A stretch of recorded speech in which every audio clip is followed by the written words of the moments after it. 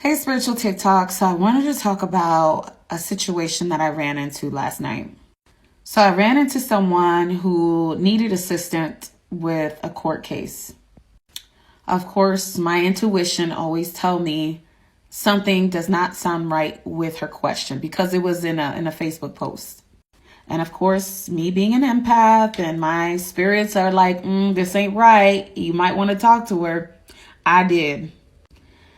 So pretty much she is a person whose family practices hoodoo, who's initiated in Isheshe, and whose training with hoodoo was online based, and she received a diploma, an online commercialized version of hoodoo. So she's been practicing hoodoo for about 2 to 3 months, and she's been initiated in Isheshe since October.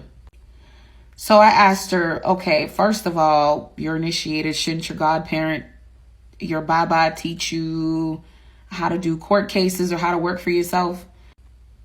I asked her like so many questions at once. And then she said, well, her Baba did her reading for the entire year.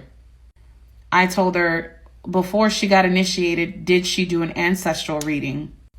She said no. Red flag. So I'm like, well, okay, you didn't get an ancestral reading, but you got an Ifa reading. Okay, and now you're initiated in Isheshe. Okay, cool. So do you know any of the ancestors that walk with you? She said she only knows of the ones she knows of, which is the ones who she knows has passed away. I asked her, well, how do you know if those particular ancestors walk with you?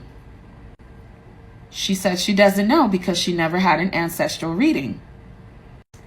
And then I asked her, just because your family practiced hoodoo, how do you know you're supposed to be practicing hoodoo? She went back and said, well, my family practiced. And I'm like, okay, it's good to have confirmation if you do an ancestral reading. But since you never did that and you jumped into an ATR that requires initiation, I feel like you skipped some steps, but whatever. That's my opinion. And then we talked about her altar, and I'm like, do you even know what you're supposed to put on your altar? Since you don't really know how to do divination, how do you know you're putting the right things on your altar? She's like, she doesn't know. I'm going to do a part 2 because there's more to this story.